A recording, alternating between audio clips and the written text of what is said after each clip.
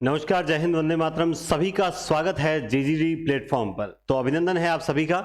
और पिछली क्लास जो थी वो संज्ञा को लेकर थी और उम्मीद करता हूं आपको भाववाचक संज्ञा तक समझ भी आया होगा।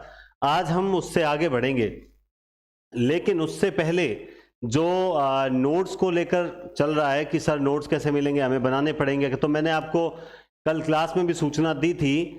और इसके अलावा आप क्लास पहले पूरी देखा कीजिए, हो सकता है आप जो प्रश्न पूछने वाले हो उसका जवाब आपको पहले ही मिल जाएगा, है ना। तो फिलहाल आपको जो है नोट्स का था, तो मैंने आपको बताया आपको व्यवस्थित नोट्स मिल सके इसकी पूरी तैयारी है, टेंशन मत लीजिए आप लोग। आपने कई कमेंट किए सर जो टेस्ट सीरीज प्रश्नोत्तरी को लेकर कि सर प्रैक्टिस भी साथ में स्टार्ट हो जाए, तो रुकिए, धीरज रखिए, अभी सिलेबस स्टार्ट हुआ है, वो भी व्यवस्था करेंगे। रही बात पीपीटी की, तो पीपीटी भी जो है वो आपको, आपका जो अपना चैनल है जीजीडी, तो उस चैनल पर जो है आपको पीपीटी भी उपलब्ध करवा देंगे, है ना। तो पहले मेरे ध्यान में नहीं था तो मैंने तैयारी नहीं की वो, है ना। तो अब मैं आपको पीपीटी भी उपलब्ध करवा दूंगा, उसमें भी कोई दिक्कत वाली बात नहीं है, ठीक है। तो अब चलें आगे। चलिए, आप देखिए, सब हमने पढ़ा व्यक्तिवाचक संज्ञा क्या होती है, जातिवाचक क्या होती है, तो उसके बीच में एक अंतर था संपूर्ण और विशेष का। अगर जो शब्द संपूर्ण जाति का बोध कराए वो जातिवाचक में जाएंगे सारे, और अगर जो शब्द केवल विशेष की ओर बोध कराए, है ना, वो व्यक्तिवाचक होता है। व्यक्तिवाचक संज्ञाएं सदैव निरर्थक होती है, जबकि जातिवाचक संज्ञाएं क्या होती है, सार्थक होती है। क्या होती है? सार्थक होती है। उसके बाद हमने द्रव्यवाचक पढ़ा। द्रव्य यानी पदार्थ है, तीन चीजें बताई थी आपको, प्रकृति से प्राप्त, अगणनीय, एक वचन में प्रयुक्त है, और इनसे दूसरी वस्तुओं का निर्माण भी होता है। समुदायवाचक के बारे में क्या बताया आपको? समुदायवाचक के बारे में आपको यह बताया कि जो एक वचन में रहकर समूह का बोध कराती है, एक वचन में रहकर समूह का बोध कराती है। अब जैसे कईयों ने एक कमेंट किया था कि सर आपने बताया कि खुशी शब्द जो है वो भाववाचक है और एक वचन में प्रयुक्त होता है, तो सर इसको अगर बहुवचन में करेंगे खुशी शब्द को, तो सर फिर ये जो है खुशियां हो जाएगा, तो फिर क्या होगा सर? तो फिर तो गड़बड़ हो जाएगी, फिर तो ये बहुवचन में आ रहा है ना। मूल शब्द, बात समझ रहे हो आप? मूल शब्द जो है वो किस में है? तो आप देखोगे मूल शब्द जो है वो तो एक वचन में, नंबर एक। दूसरी बात, अगर बहुवचन में आ जाता है तो क्या करना है वो भी मैं आपको अभी बताऊंगा। थोड़ी देर रुकिए और क्लास का आनंद लीजिए, फिर मैं आपको सारी चीज बता दूंगा, ठीक है। मतलब टॉपिक खत्म होने से पहले सारे डाउट्स क्लियर हो जाएंगे। लेकिन एक चीज का विशेष ध्यान रखें, क्लास को जो है वो एकाग्रता के साथ जरूर देखें। सबसे पहले देखो, केवल इतना ही नहीं होता कि ये व्यक्तिवाचक में आ गई, ये जातिवाचक में आ गई, इसके अलावा भी दिक्कतें आती है। एक प्रकार की संज्ञा का दूसरे प्रकार की संज्ञा में परिवर्तन।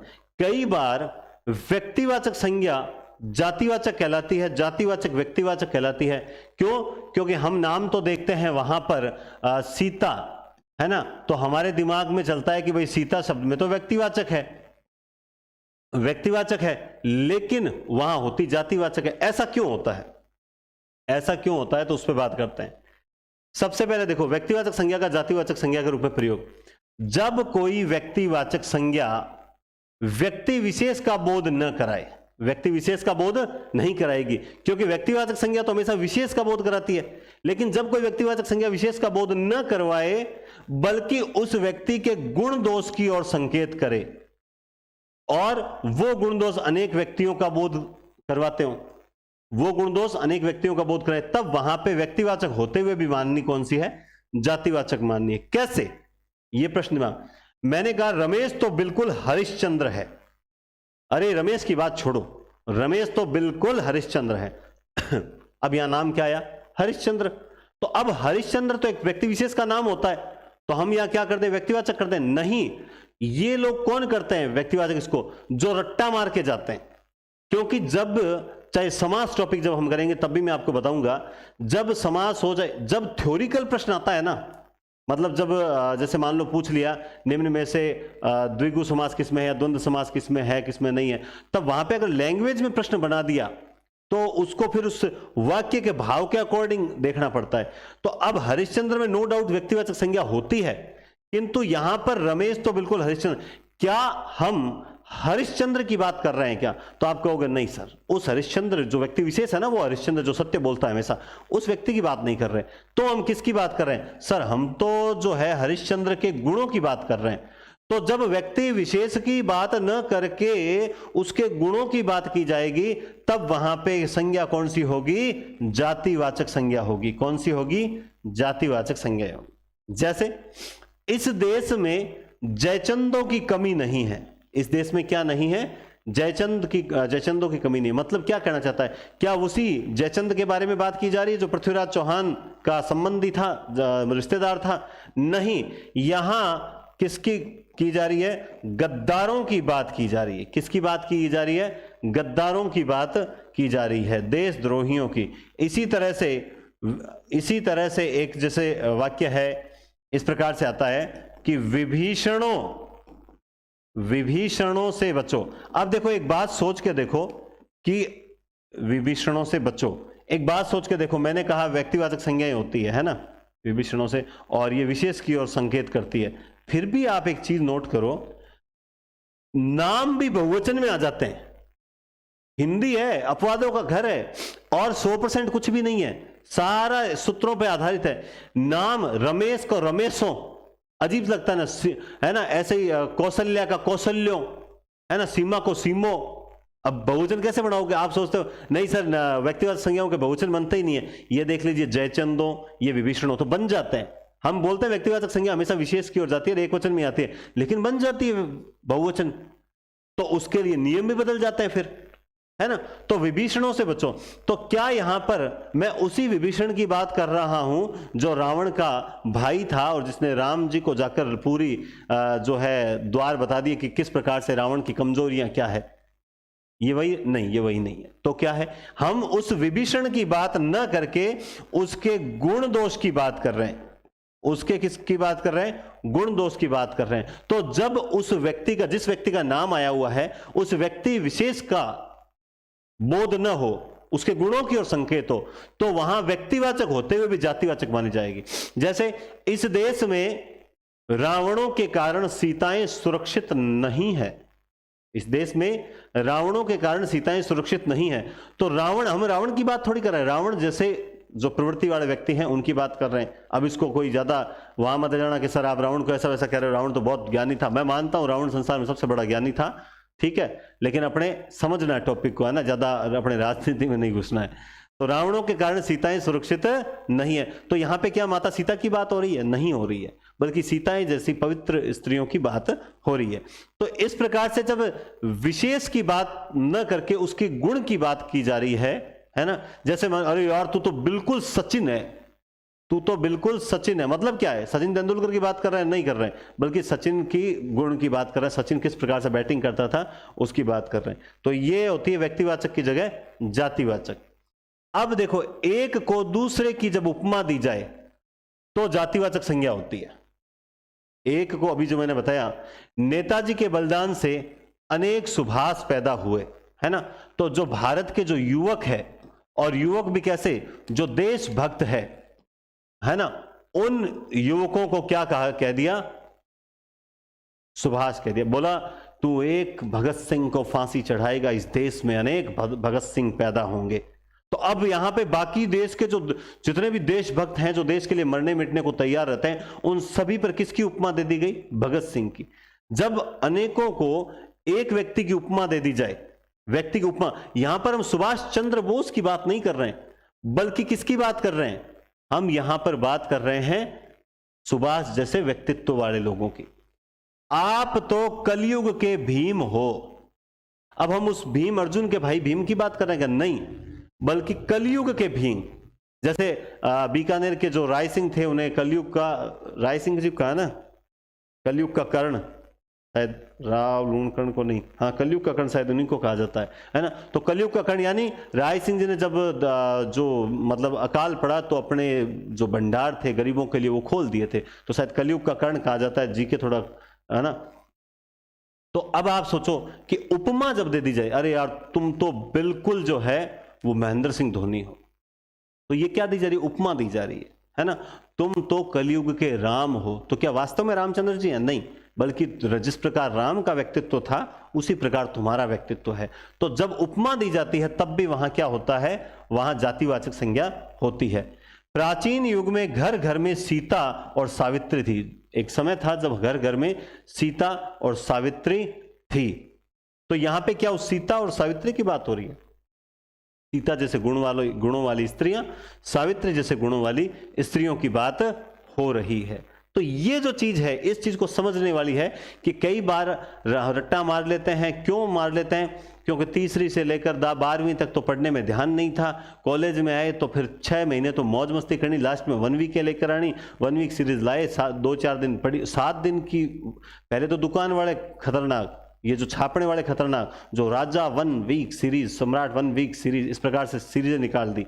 अब उसके बाद हम मार्केट से लाए, फिर हम लोग उससे भी खतरनाक, हमने वो 7 वीक सीरीज जो है वो एक ही दिन में पढ़ ली, एक ही दिन में पढ़ ली, है ना। तो आप पढ़ो, लेकिन उसे 7 दिन तो पढ़ो, कम से कम 7 दिन पढ़ो तो भी उसमें इतना मैटर होता है। लेकिन हम तो उसे एक दिन में रट्टा मार लेते हैं, उसको भी नहीं समझते, उसको भी नहीं समझते हैं। तो फिर आप सोचिए कैसे हमारी पार पड़ेगी। तो इसलिए हमें ये चीजें समझ आने में देरी हो जाती है। ठीक है, प्राचीन युग में घर घर में सीता और सावित्री थी। ठीक है, अब देखिए, तो ये तो थी जब व्यक्तिवाचक जातिवाचक बन जाती है तब की बात। अब क्या है, लेकिन कई बार ऐसी स्थितियां आती हैं जब जातिवाचक व्यक्तिवाचक बन जाती है। जातिवाचक जो होती तो शब्द में तो जातिवाचक है, लेकिन वो किसी विशेष व्यक्ति की ओर इशारा करती है। अब की बार संपूर्ण विशेष की ओर इशारा करेगा।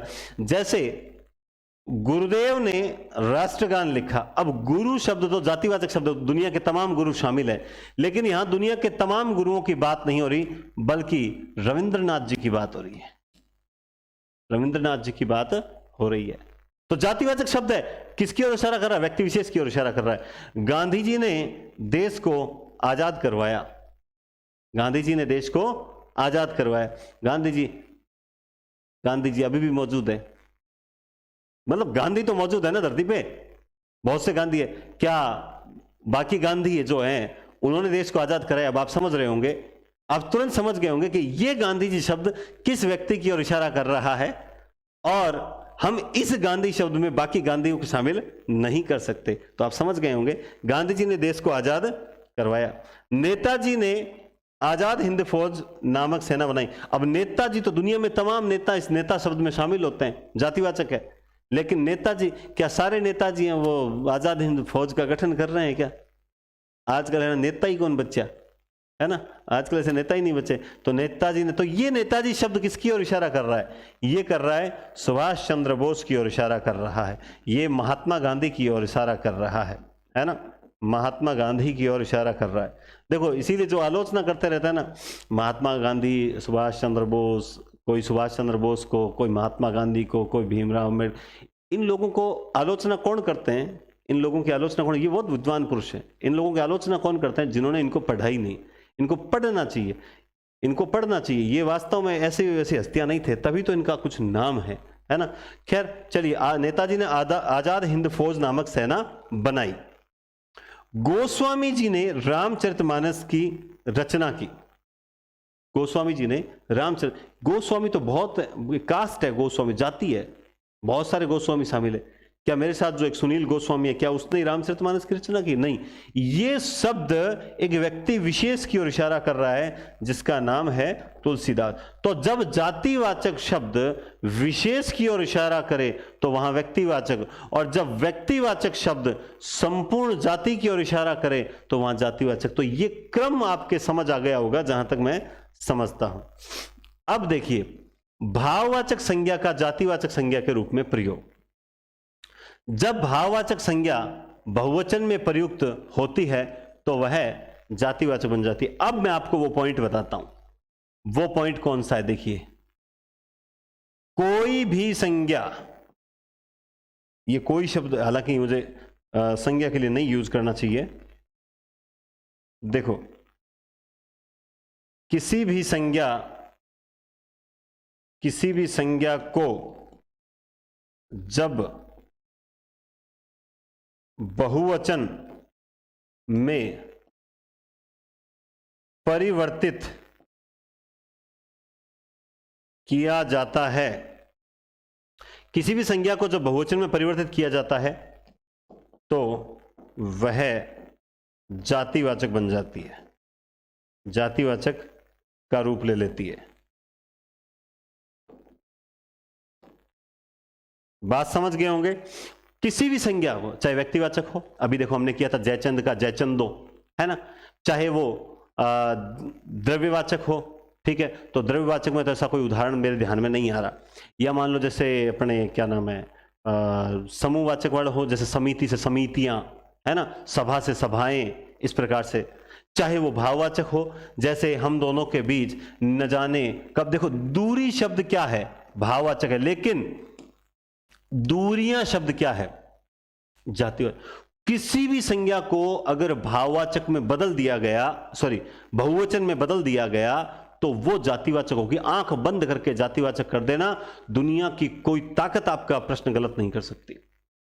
किसी भी संज्ञा का कोई भी शब्द अगर अपने बहुवचन रूप में है, किस रूप में है, अपने बहुवचन रूप में है, तो मैंने वो जो कल बताया ना भाववाचक में खुशी, अगर वो एक वचन में है तो ही वो क्या है, भाववाचक है, सदैव एक वचन में प्रयुक्त होगी। भाववाचक में शब्द जो आएंगे, मैंने एक शब्द लिखा था, आपने नोटिस किया हो तो, सदैव एक वचन में, इसका मतलब ये होता है कि ये शब्द सदैव एक वचन में आएंगे तो ही भाववाचक होंगे। अगर आपने दूरी को दूरियां बना दिया, अगर आपने खुशी को खुशियां बना दिया, है ना, खुशियां बना दिया, अगर आपने सुख का सुखों, है ना, सुखों बना दिया, दुख का जो है दुख, उस पर तो दुखों का पहाड़ टूट पड़ा, दुखों बना दिया, तो वो सारी जातिवाचक में चली जाएगी। किसी भी संज्ञा को बहुवचन में कन्वर्ट कर दिया तो फिर वो क्या है, जातिवाचक। मैंने आपको वो रामबाण दिया है जिससे आप कभी जिंदगी में कंफ्यूज नहीं होगे इस टॉपिक में। जैसे प्रार्थना शब्द है, प्रार्थना शब्द व्यक्ति भाववाचक है, किंतु जो प्रार्थनाएं, ये जातिवाचक है, क्योंकि बहुवचन में है। कई बार अधिक चालाकियां महंगी भी पड़ जाती है, इस बात को ध्यान रखना। ज्यादा चालाकी मत करना, ढंग से पढ़ लेना, ध्यान रखना। हाँ, मैं आपको ही कह रहा हूं, ज्यादा चालाकी मत करना, ढंग से नियमित क्लास लेके पढ़ लेना। चलिए, तो कई बार अधिक चालाकियां महंगी पड़ जाती। चालाकी शब्द में भाववाचक है, किंतु चालाकियां, ये गड़बड़ हो गई। चालाकियां बहुवचन आया तो ये क्या हो गई, चालाकियां बन गया जातिवाचक। तो बात ये पॉइंट पकड़ लो, किसी भी संज्ञा को जब बहुवचन में परिवर्तित किया जाता है तो वह जातिवाचक का रूप ले लेती है। दिमाग में बस बिठा लो। अब चाहे कोई सी भी संज्ञा आ जाए, आप कभी भी गलत नहीं करोगे। तो ये तो था एक छोटा सा अंतर, ठीक है। अब जो एक प्रश्न आता है, लगभग 50% प्रश्न यहीं से आते हैं। अब तक हमने जो किया था वो सारा 50% था, और अब 50%। अक्सर बच्चों को भाववाचक संज्ञा और विशेषण में एक तो अंतर पता नहीं चलता।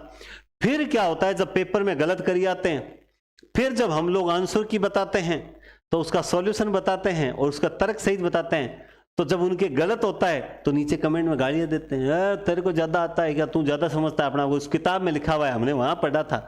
अरे तूने कहीं पढ़ा हो, है ना, तेरे को लॉजिक समझ आना चाहिए। आपको सबसे पहले भाववाचक संज्ञा का निर्माण 5 प्रकार से होता है, वो मैं बाद में बताऊंगा, लेकिन उससे पहले मैं आपको बताऊं भाववाचक संज्ञा और विशेषण का अंतर कैसे स्पष्ट करना। बहुत सरल तरीका बता रहा हूं आपको। जैसे मैं 2 शब्द लिखता हूं, जहर, और मैं अक्सर ये समझाता हूं जहरीला। मान लो मुझे नहीं पता है, थोड़ा बड़ा लिख देता हूं, अक्सर ये आरोप लगता है सर आप बड़ा नहीं लिखते, ये लो, इससे ज्यादा जहर मैं नहीं खा सकता, ठीक है। जहर और जहरीला, हमें नहीं पता इसमें क्या है, किसमें संज्ञा है, किसमें विशेषण है। आप एक काम करो, उसके अनुकूल ही कोई शब्द उसके आगे रख दो दोनों।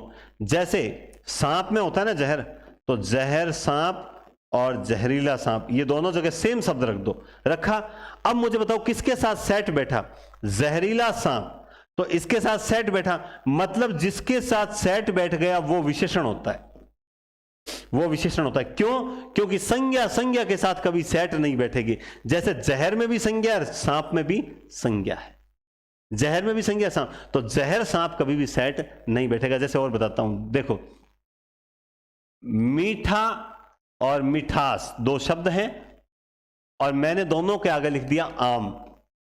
क्या लिख दिया? आम। अब मीठा आम या मिठास आम, सेट किसके साथ बैठा? तो आप कहोगे सर ये मीठा आम सेट बैठ गया, सेट बैठ गया, ये विशेषण है। जिसके साथ सेट बैठ गया वो विशेषण, और ये मिठास क्या है? संज्ञा है। अब कौन सी संज्ञा है वो तो हम बाद में देखेंगे, डिवाइड कि भाई इसमें भाववाचक है ना, वो हम बाद में देखें, ठीक है। ऐसे ही मैं और बताता हूं, जैसे बालक है ना, और बचपन, दो शब्द है। चलो बालक नहीं, बच्चा लिखता हूं इसको। क्या लिखता हूं? बच्चा, बच्चा, ठीक है। बच्चा और बचपन, है ना। अब मैंने इसके आगे, दोनों के आगे एक शब्द लगा दिया, सुरेश। सेट किसके साथ बैठा? बचपन सुरेश और बच्चा सुरेश। तो बोला कि सर दोनों के साथ नहीं बैठा, इसके साथ सेट बैठा। कैसे? जैसे सुरेश बच्चा है, सुरेश की क्या विशेषता? वो बच्चा है भी, ठीक है। तो ये यहां पर संज्ञा तो है ही, सर बच्चा में संज्ञा है, लेकिन यहां ये संज्ञा विशेषण रूप में प्रयुक्त हुई है, ठीक है। आप में फिर उलझ जाओगे, मैं थोड़ा दूसरा उदाहरण देता हूं, ठीक है। जैसे जैसे जैसे देते हैं अपन ईमानदारी, ईमानदारी, और एक शब्द दे दिया आपको ईमानदार, और मैंने दोनों के आगे लगा दिया आदमी, आदमी, ठीक है। वैसे यहां मैं कुत्ता लगाता तो ज्यादा बेस्ट था, क्योंकि आदमी तो आजकल ईमानदार कम ही बचे हैं। ईमानदारी आदमी या ईमानदार आदमी, किसके साथ सेट बैठा? तो आप कहोगे सर ईमानदार आदमी होता है। क्या होता है? ईमानदार आदमी। तो ईमानदारी आदमी होती है क्या? नहीं होती है, सेट नहीं बैठा, क्योंकि ये संज्ञा है। और संज्ञा कौन सी है? वो आप विद्वान हो सारे, आप सबको पता है, भाववाचक संज्ञा इसमें। ईमानदार आदमी सेट बैठ गया, तो जो सेट बैठा वो विशेषण है, जो सेट बैठा वो विशेषण। ये तरीका होता है सबसे पहले तो पहचानने का, कि विशेषण और संज्ञा को अलग अलग कर सकें। अब बात करते हैं, भाववाचक संज्ञाओं का निर्माण 5 प्रकार से होता है। कितने प्रकार से होता है? 5 प्रकार से होता है। सबसे पहले जातिवाचक संज्ञाओं से। तो सबसे पहले तो आप देखो, सबसे पहले तो आप ये देखो कि ये जातिवाचक शब्द है क्या? किशोर, दुनिया के तमाम किशोर शामिल हैं। ठग, दुनिया के ठग सारे शामिल हैं। दुनिया के तमाम युवक शामिल हैं। दुनिया के तमाम पशु शामिल हैं। दुनिया के तमाम नेता शामिल हैं। है कि नहीं है? अब किशोर से क्या बना? कैशोर्य। अब इनके आगे लगा किशोर लड़का और कैशोर्य लड़का, तो आप कहोगे सर किशोर लड़का, तो सर ये तो जातिवाचक संज्ञा। ये भी एक चीज बहुत बढ़िया बताता हूं आपको। अक्सर जैसे एक शब्द है बूढ़ा, और यहां लिख दिया मैंने आदमी। अब यहां पर ये बूढ़ा क्या है? विशेषण है। ये क्या है? विशेषण, क्योंकि आदमी की विशेषता बूढ़ा। लेकिन मैंने कहा, मैंने क्या कहा? मैंने यूं कहा कि बूढ़ा जा रहा है। अब यहां पे क्या हो गई? बूढ़ा संज्ञा हो गई। तो ये भी एक ध्यान रखो कि एक पकड़ के मत बैठो कि सर इसमें तो संज्ञा है, फिर विशेषण कैसे कर लिया। वाक्य में प्रयुक्त, वाक्य में जिस प्रकार से प्रयोग होगा उसी प्रकार से उस शब्द का रूप बदल जाता है ना। ऊपर वाले वाक्य में बूढ़ा आदमी, वह बूढ़ा आदमी है, इसका मतलब आदमी की विशेषता वो बूढ़ा है, ठीक है। और वहीं पर बूढ़ा जा रहा है, यहां पर ये बूढ़ा क्या हो गई? संज्ञा हो गई। तो किशोर और कैशोर्य, तो कैशोर्य शब्द जो है इसके साथ कभी संज्ञा सेट नहीं बैठी, क्योंकि भाववाचक संज्ञा है। ठग, वह ठग है, मतलब चोर, और ठगी उसके साथ ठगी हो गई। और इन चीजों को, किशोर को आप छू सकते हो, कोई मान लो किशोर है, अब किशोर में आप ले लो सर किसी का नाम भी तो हो सकता है, तो फिर वो व्यक्तिवाचक हो जाएगी। और वह किशोर है, उसकी जाति है कि वो, उसकी विशेषता होगी किशोर, और किशोर आ गया, है ना, तो यहां पे क्या हो जाएगा? अब अगर व्यक्तिवाचक है तो व्यक्तिवाचक, वरना ये क्या हो जाएगी? किशोर जातिवाचक संज्ञा।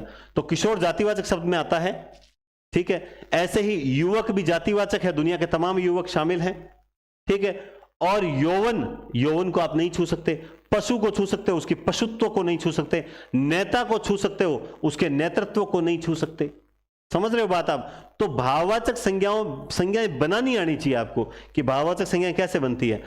तो वो तो थी जातिवाचक। अब देखो सर्वनाम भी होते हैं। आप जानते हैं अपना सर्वनाम है, मेरा सर्वनाम है, सर्व सर्वनाम है, ये 3 सर्वनाम है। सर्वनामों से भी भाववाचक संज्ञाएं बनती है। जैसे अपना से क्या बन गया? अपनत्व। मेरा से मेरापन।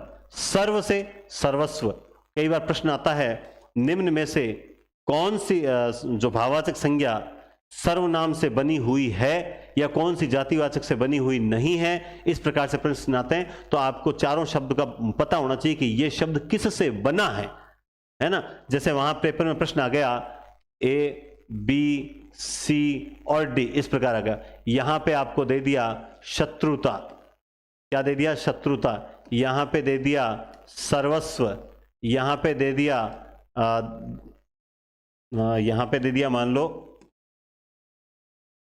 किसानी, किसानी, और यहां पे दे दिया चोरी, और आपसे पूछा निम्न में से कौन सा शब्द जातिवाचक संज्ञा से नहीं बना है, तो यहां पे आप उत्तर कौन सा कर दोगे, सर्वस्व कर दोगे।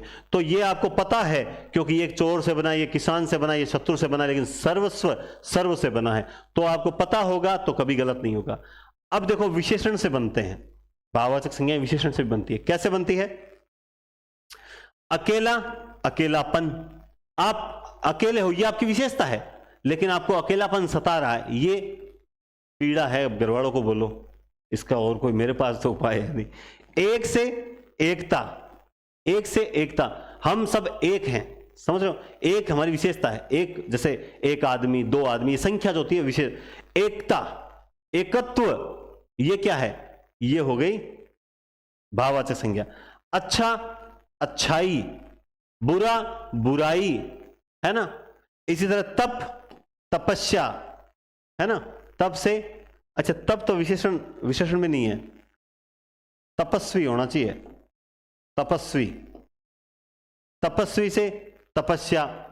काला विशेषण है लेकिन कालीमा, लाल, लालिमा, सफेद, सफेदी, समझ रहे हो बात आप। नीति, नहीं नीति तो नैतिक से नीति, है ना। इसी तरह से जैसे ईमानदार से ईमानदारी, बेईमान से बेईमानी, है ना। तो इस तरह से विशेषणों से भी जो है निर्माण होते हैं। और दूसरा, आपको प्रैक्टिस करनी पड़ेगी, आपको प्रैक्टिस करनी पड़ेगी, आपको सारी, मैंने कहा ना कि ये तो पढ़ाने के जो पीपीटी नोट्स हैं एक तरह से, लेकिन व्यवस्थित नोट्स भी आपको जो है उपलब्ध करवाने का जो है वो जल्दी करवा देंगे। इसके अलावा जैसे मैंने कल कमेंट देखे, सर आप सेकंड ग्रेड की हिंदी करवा दो, जो उसमें हिंदी साहित्य है, काव्य शास्त्र है, स्नातक स्तर है, शिक्षण विधियां हैं, तो उसके लिए भी काफी बोला गया था। तो मैंने आपसे एक बात बोली थी और गौरव सर ने पहले बताया था कि हिंदी साहित्य की लगभग 32 क्लास हो चुकी है। सर कहां पर हुई है? तो वो भी अपने चैनल एनडीसी क्लासेस नाम से चैनल है, या मेरे नाम से सर्च करोगे आप, नरेंद्र दान चारण नाम से सर्च करोगे यूट्यूब पे, तो या एनडीसी क्लासेस नाम से यूट्यूब पे सर्च करो, चाहे टेलीग्राम पे सर्च करो, वहां टेलीग्राम चैनल मिल जाएगा। यूट्यूब चैनल पर आप नरेंद्र दान चारण नाम से सर्च करोगे, चैनल आ जाएगा। वहां रेगुलर 8:30 बजे रात को क्लास होती है, और मेरे क्लास का समय हमेशा क्या होता है, 8:30 9 बजे ही रहता है। मैं हमेशा क्लास उसी टाइम देता हूं, और दिन में एक क्लास जब देता हूं तब मैं प्रश्नोत्तरी वगैरह की स्टार्ट करता हूं, जैसे अब जल्दी प्रश्नोत्तरी स्टार्ट करेंगे। तो आप लोग साहित्य वहां पर आराम से आके पढ़ सकते हो। और अभी जब ऑफ सीजन है, जब वैकेंसी थोड़ी अभी तो विज्ञप्ति नहीं आई है, तब तक आपका कोर्स हो जाएगा। लगभग 5 से 7 हजार स्टूडेंट लगभग क्लास रेगुलर देखने वाले जुड़े हुए हैं। तो आप भी देरी मत करें, और वो क्लासेस भी इन क्लासेस की तरह नियमित लेते रहे। व्याकरण यहां हो रही है, साहित्य वहां हो रहा है, इस बहाने आपका कोर्स हो जाएगा। तो जो second grade, first grade, UGC net की या सेट की तैयारी कर रहा है, वो उन क्लासेस को कंटिन्यू ले, क्योंकि वो साहित्य को लेकर ही क्लासेस हैं स्पेशल रूप से, ठीक है, ताकि बार बार आपको कमेंट नहीं करना पड़े। वीडियो पूरा देखा करो थोड़ा सा। चलिए अब देखो, क्रियाओं से भी क्या है, भाववाचक संज्ञा बनती है। क्रियाओं से कैसे बनती है? क्रिया आपको पता ही है, धातु से क्रिया का निर्माण होता है। उबालना ये क्रिया है, लेकिन उसमें उबाल आ गया, क्या उस जो उसमें उबाल आया आप देख रहे हो, महसूस कर रहे हो, क्या उसको आप छू सकते हो? क्या नहीं छू सकते। घबराना क्रिया है लेकिन घबराहट को नहीं छू सकते। गिरना क्रिया है लेकिन गिरावट को नहीं छू सकते। गर्जना क्रिया है लेकिन गर्जन को नहीं छू सकते। समझ गए मेरी बात? तो ये क्रियाओं से बनती है। मैं आपको प्रैक्टिस भी करवाऊंगा। मैं आपको जब नेक्स्ट क्लास लूंगा सर्वनाम वाली, तो उसमें पहले आते ही मैं आपको 15-20 शब्द दूंगा मिक्सअप, और आपसे कहूंगा भाववाचक संज्ञाओं का निर्माण करो फटाफट। तो आप करोगे, फिर मैं आपको बताऊंगा कैसे होता है। तो 2-3 बार प्रैक्टिस करवा दूंगा, आप निश्चिंत रहें। अव्ययों से भी भाववाचक संज्ञाओं का निर्माण होता है। पहला तो प्रश्न यही बन जाता है कि भाववाचक संज्ञाओं का निर्माण 5 प्रकार से होता है, निम्न में से किस प्रकार से नहीं होता? तो ध्यान रखना, इन 5 से तो होता है। संज्ञा अपने विशेषण से होता है, संज्ञा से होता है ना। वो वहां एक दे देंगे, मान लो कि व्यक्तिवाचक संज्ञा से, तो वहां नहीं होगा। यहां देखिए आप लोग, तेज से तेजी, राम तेज दौड़ता है, तो तेज क्या है? तेज है अव्यय। समीप, सामीप्य या समीपता, निकट, निकटता, शीघ्र, शीघ्रता, दूर, दूरी। दूर क्या है? अव्यय। दूरी क्या है? भाववाचक संज्ञा। और दूरियां क्या हो जाएगी? जातिवाचक संज्ञा। दूरियां क्या हो जाएगी? जातिवाचक संज्ञा हो जाएगी ना। अभी हम पढ़ के आए, है ना, प्रार्थना से प्रार्थनाएं, जैसे आपसे पूछूं अगर मैं गंदगी, है ना, तो गंदगी से क्या हो जाएगा, गंदगियां, गंदगी से गंदगियां। गंदगी में भाववाचक संज्ञा है, लेकिन अब गंदा ये किससे बना, गंदा से। गंदा क्या है, विशेषण, विशेषण से क्या बनी, गंदगी, यानी भाववाचक संज्ञा, और भाववाचक के बाद में ये क्या बन गई, जातिवाचक। तो आपको शब्दों के साथ खेलना आना चाहिए। जब आप शब्दों के साथ खेलना सीखते हो ना, तब जाकर कहीं ना कहीं आप यूं मान के चलिए कि आपको टॉपिक आता है। और मैंने आपसे क्या कहा था जब संज्ञा स्टार्ट करवाई कि ये कठिन टॉपिक है। आप सोचते हो ना कि संज्ञा आपने जो तीसरी क्लास में पढ़ ली, व्यक्ति वस्तु स्थान जाति भाव के नाम को संज्ञा कहते हैं, वहीं संज्ञा खत्म नहीं होती। संज्ञा शब्द में खेलना आना चाहिए, कौन सा शब्द किस से बना है, इसका निर्माण कहां से हुआ है, और ये किस प्रकार से अपने रूप परिवर्तित करते करते व्याकरण की कोटि भी चेंज करता हुआ चलता है। तो पूरा आपको ध्यान होना चाहिए, समझ गए। अब आपने क्या पढ़ा, देखो यहां से मैं आपको वापस रिपीट करता हूं। पहले व्यक्तिवाचक जातिवाचक कब बनती है, जब व्यक्तिवाचक शब्द आकर जातिवाचक की ओर संकेत करता है। और जातिवाचक जो होती है वो व्यक्तिवाचक कब बनती है, जब शब्द तो जातिवाचक हो लेकिन किसी व्यक्ति विशेष की ओर इशारा करता है। भाववाचक संज्ञा जो होती है वो जातिवाचक कब, बहुवचन, किसी भी संज्ञा को जब बहुवचन में परिवर्तित कर दोगे वो जातिवाचक में जाएगी। मैंने आपको ये एक रामबाण औषधि दे दी है। भाववाचक संज्ञाओं का निर्माण जातिवाचक से होता है, सर्वनाम से होता है, विशेषण से होता है ना, और क्रिया अव्यय से होता है। अब मान लो वो दे दे समूहवाचक से, द्रव्यवाचक से, तो उनसे नहीं होता है ना, लेकिन वो तो उनसे यूं हो जाएगा क्योंकि वो जातिवाचक के भेद ही हैं, व्यक्तिवाचक से नहीं होता है। ठीक है, तो ये आपकी जो है आज की क्लास थी, शानदार क्लास। उम्मीद करता हूं संज्ञा टॉपिक, सर्वनाम क्लास होने से पहले मैं आपको समझाऊंगा कि भाई किस प्रकार से जो है आपको संज्ञा निर्माण करनी चाहिए। मैं आपको दूंगा, आपका टेस्ट भी लूंगा लाइव, ताकि आप हाथों हाथ बना के दिखाओगे। इसके अलावा बहुत जल्द ये हिंदी पॉइंट एप्लीकेशन है जो जिस पर अपने जो अपनी जीजीडी पर चलती है टेस्ट सीरीज, है ना, नाम मात्र चार्ज में स्टार्ट करेंगे, जिसमें आपको व्यवस्थित नोट्स भी साथ में, टेस्ट सीरीज के साथ में नोट्स भी उपलब्ध करवा देंगे। और ये जो आज की पीपीटी है ये भी आप लोगों तक जो है मेरा पहुंचाने का पूर्णतः प्रयास रहेगा। ठीक है दोस्तों, तो उम्मीद करते हैं कि आज संज्ञा टॉपिक काफी हद तक आपको समझ आ गया होगा, और इतना जल्दी छूटेगा नहीं पीछा। कैसे, ये संज्ञा टॉपिक अभी तक विशेषण में काम आएगा, सर्वनाम में काम आएगा, तब जाकर ये टॉपिक और क्लियर होगा। क्योंकि जैसे हम आगे टॉपिक करेंगे तो हम तुलनात्मक अध्ययन पढ़ेंगे, तब जाकर संज्ञा और क्लियर होता रहेगा। समझ गए बात आप? तो उम्मीद करता हूं ये क्लास बढ़िया तरीके से समझ आ गई होगी, और एकदम अच्छे से हम सर्वनाम स्टार्ट करेंगे, ठीक शायद कल दोपहर 2 बजे। ठीक है, तो साहित्य के लिए मैंने आपको बता दिया, एनडीसी क्लासेस पर रोज रात 8:30 बजे। और व्याकरण में किसी प्रकार कोई दिक्कत हो आप कमेंट कर दिया करो, कई बार देख लेते हैं कमेंट, और आपके लिए बेस्ट से बेस्ट सॉल्यूशन भी जल्द से जल्द हम करेंगे। ठीक है, बहुत बहुत धन्यवाद।